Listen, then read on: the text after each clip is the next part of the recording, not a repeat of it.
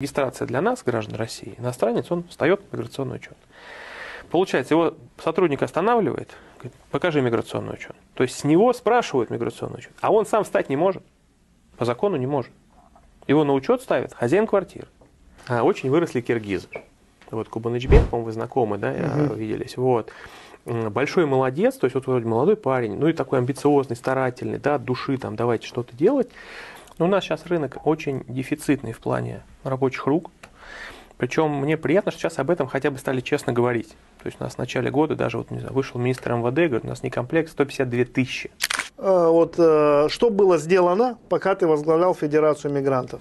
И вообще, чем ты занимался? Какая ее функция? Когда я только еще вот пришел, была такая общая концепция, в нее все верили. Потом я понял, что это как бы абсолютный миф, но тогда все верили в это, что есть диаспоры, влиятельные, могущественные, которые имеют влияние на своих земляков, могут какой-то там порядок обеспечить. Я тоже так думал. И вот как раз руководитель, который был до меня, собирал каких-то людей, и это, главное то, я смотрю, ну вроде серьезные люди. Потом я понял, что в основном эти люди ничего из себя не представляют. Вся его диаспора – это жена, теща и дети. Вот как бы вся диаспора. Вот. Мы можем выделить отдельные диаспоры, штучные, которые действительно организованно могут работать. Вот, допустим, татары. Прекрасно организованы. Гельмудинов там, да, по-моему, сейчас ей командует. Очень системный, организованный, грамотный человек, да, старается, делает, звонит, неравнодушный, не ленится сам приехать. Вроде, да, большой руководитель. Я сейчас сам приеду, там что-то надо, да.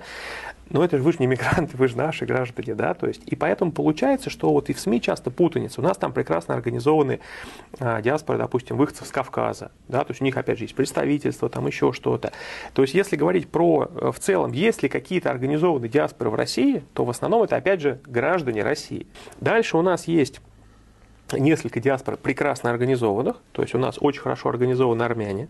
И это самая крупная юридически вот прям диаспора. У них, если не ошибаюсь, по документам 700 местных организаций. Ну, то есть это прям глобально. Как бы, опять же, вот все диаспоры, вот надо сразу сказать, все диаспоры, вот, про которые я сейчас буду говорить, это все вопрос исключительно лидера. То есть вот у них есть Ара Аршавирович Абрамян, и он это все как бы, ну вот, организует, держит, совещания проводит. Дальше курды, то есть у них своей страны-то нет, но организованы они прекрасно. То есть там есть лидер, как бы они его слушают, то есть вот они как бы очень организованы. Дальше вот уже при мне, и я достаточно много как бы прикладывал усилий помочь, очень выросли киргизы. Вот Кубанычбек, по-моему, вы знакомы, да, виделись, вот. Большой молодец, то есть вот вроде молодой парень, ну и такой амбициозный, старательный, да, от души, там, давайте что-то делать. Вот за 7 лет, в 2016 году мы познакомились, в 2023 году его избрали председатель совета всех киргизских диаспор. И все вот там аксакалы, там седые пришли, сказали, да, ты наш старший. Он нас моложе, по-моему, лет на 10, грубо говоря, да, вот все его признают. И мы поехали в Бишкек, было огромное совещание, был премьер-министр, и они говорят, вот наш 8-й губернатор, у них 7 областей, это вот 8-й как бы в России, ну, почти 1 миллион киргизов, но это очень много, больше 10% республики. Вот, и дальше отдельно стоят у нас памирцы. То есть так-то по паспорту, если да, вот человек таджики. Не понимает, таджики, да, граждане Таджикистана будем говорить. Но вот они себя идентифицируют все-таки немножко отдельно. Ну, как в России татары, да, вот, то есть граждане-то все, но вот есть момент. Вот, они прекрасно организованы.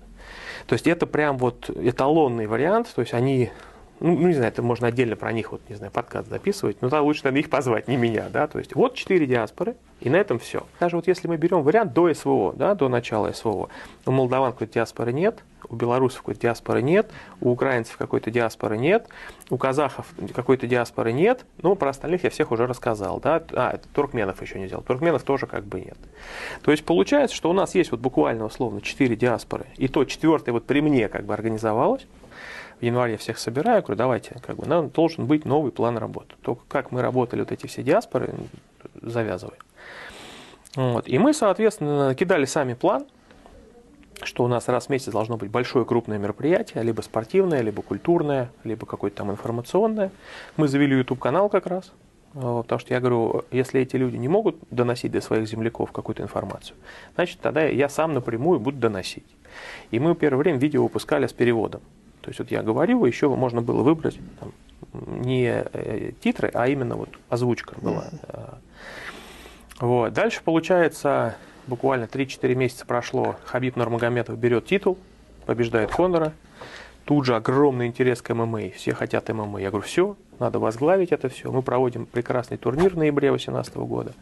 Как бы вот, ну прям много людей к нам сразу тоже активно приходят. Потом мы стали думать, хорошо, у нас же есть девушки. Ну, они могут, в общем, куда угодно прийти, но надо что-то для них. Мы сделали конкурс красоты. Опять же, мы понимаем аудиторию, многие люди мусульмане, вот поэтому конкурс купальников мы убрали. И у нас национальные костюмы. То есть они выходят изначально в чем хотят сами. Ну, в основном все выходили в каких-то вечерних платьях. Потом на второй конкурс они одевали национальный костюм, что-то там показывали, опять же. И третий выход, они опять же выходили. Она могла не переодеваться, остаться в костюме, могла переодеться либо во что-то третье, либо вот в первое. Там, ну. Мы договорились с Московской финансово-юридической академией, что наша МИС, Федерация мигрантов России, соответственно, она будет бесплатно учиться, высшее образование. Ну, это 1 миллион по нашим деньгам, ну, в то время где-то 250 тысяч в год стоил. Ты говорил, такие самые крепкие системные общины, ты сказал, это зависит от лидера. А не кажется ли, что это, может быть, здесь есть такой фактор, как национальный менталитет, ну, допустим, ментальность. Ну, сами вот народ организованный сами по себе, допустим, памирцы, да, они там горные такие, может, как-то вот сформировался менталитет, что они вот умеют самоорганизовываться, или все-таки это зависит чисто от лидера? Я считаю, чисто от лидера. Чисто от лидера. Потому что я вижу, что, допустим, те же граждане Таджикистана, они тоже очень склонны к каким-то вот вертикалям власти, да, или пирамидам. Вот. И был в свое время такой Карамат Шарипов, и вот я смело могу назвать его лидером того времени. Его слушали. Вот. Ну, нет нового Шарипова. А узбекистанцы в меньшей степени склонны вот к такой, как сказать, вертикали власти. Вот я когда разговариваю с узбекистанцами, причем и с посольскими, допустим, да, с кем-то еще, они говорят, у нас есть культура, вот махаля называется, как деревня. Да. Да, вот. И вот есть небольшая община в рамках деревни. А что там за деревней, ну, нам типа не сильно интересно. Вот. И поэтому вот их я даже не особо понимаю вообще, реально ли как бы собрать, и нужна ли эта диаспора и так далее. А если говорить про таджиков, они в большей степени, вот, то есть они мыслят вот не, как бы не махалей вот этой, да, а именно вот у нас там есть какой-то там большой, там, ну, то есть вот у них мышление вот, ну, такое как бы, да, вот вертикаль власти. Те же самые вот азербайджанцы, когда были эти организации, они же работали хорошо, и мероприятия собирали, и приходили люди. Вот. Поэтому я думаю, что там, как бы, может быть, лидер, если появится, опять же, ну, он должен же как, он не просто появился, ему нужно согласоваться с нашими. Согласоваться там, он должен быть всем удобен, потому что если он где-то неудобен, ему работать не дадут. Поэтому быть лидером это непросто, то есть это нужно быть хорошим дипломатом, нужно иметь финансовую независимость, и чаще всего нужно даже вкладывать в организацию поначалу. Да?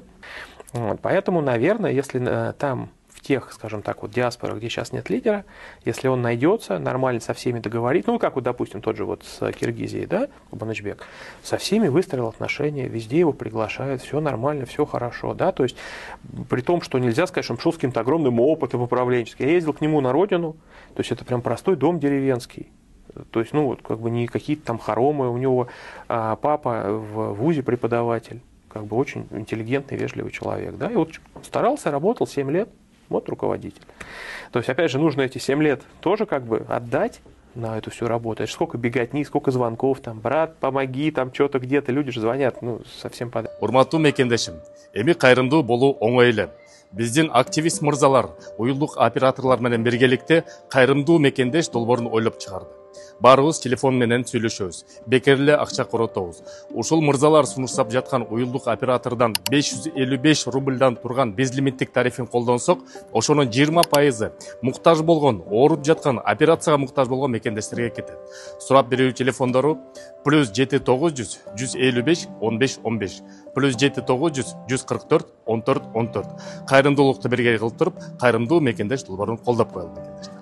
Скажи, а вообще какая задача вот этих сообществ, или как они, диаспор, для чего они, вот с твоей точки зрения, какая необходимость вообще людям самоорганизовываться? Ну, живут, приехал, работает. Зачем, допустим, там таджику или киргизу участвовать вот в каком-то, опять же, будут только обвинять, вот приехали таджики, там кучкуются, не хотят социализироваться. Это зависит очень очень сильно, опять же, от лидера диаспоры, от ее политики. Вот, например, мы берем помирцев.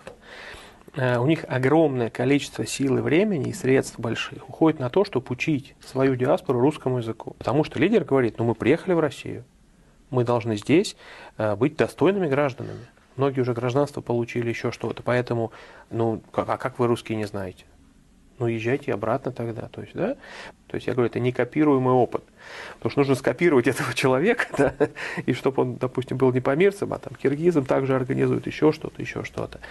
Где-то диаспоры, в моем понимании, то, что вот я вижу, особенно если это вот не диаспора, а вот просто документы, да, и человек. Поэтому я бы сказал, что если люди считают, что какие-то здесь диаспоры, не знаю, работают против какой-то политики, так тогда их надо закрывать, и все. И я не знаю ни одну такую диаспору, которая сейчас вот работала бы против нашей страны. Скажи, пожалуйста, вообще в России есть какая-то миграционная политика? Как ты ее оцениваешь? И есть ли какая-то стратегия вообще у российских властей по отношению к мигрантам? У нас формально прям есть стратегия. Она утверждена президентом до 2025 года. Наверное, сейчас вот уже скоро будут следующую писать. Проблема в том, что вот эти все стратегии, все эти документы, они очень, скажем, такие общие. Ты же не можешь написать конкретно вот это, да, там какие-то цифры. То есть, когда мы пишем, например, бюджет страны там, на 3 года, мы понимаем, сколько мы продадим нефти, сколько придет долларов, там какие-то делаются поправки, может меньше, может больше.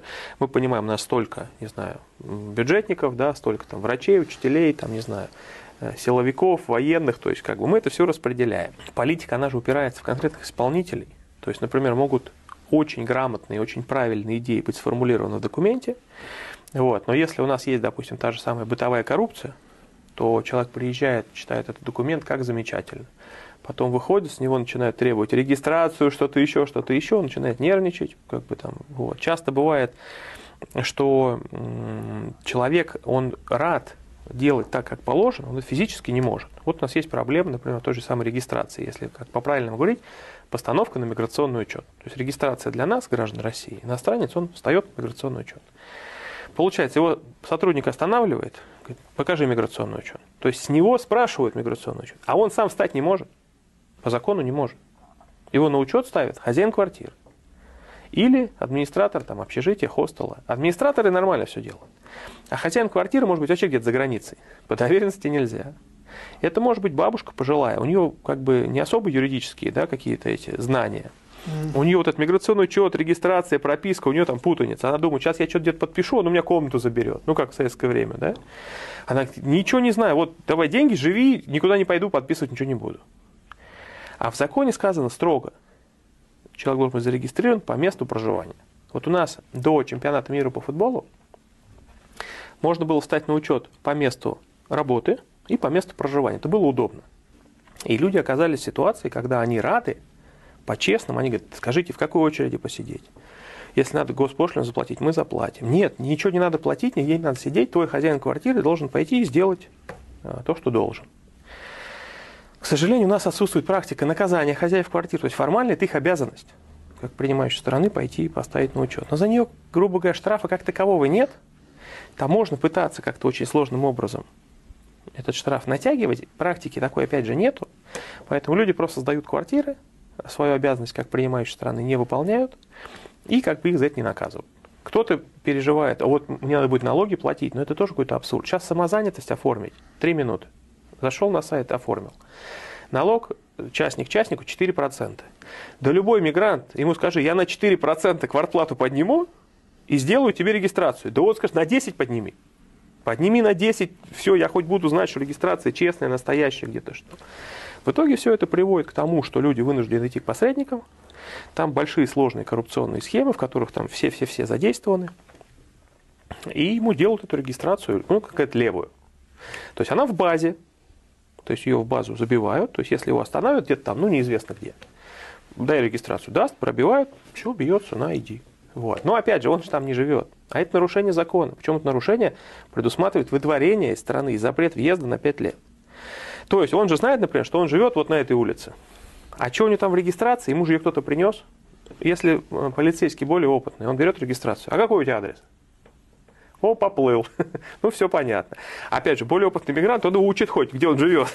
Да, то есть каждый раз разный же адрес.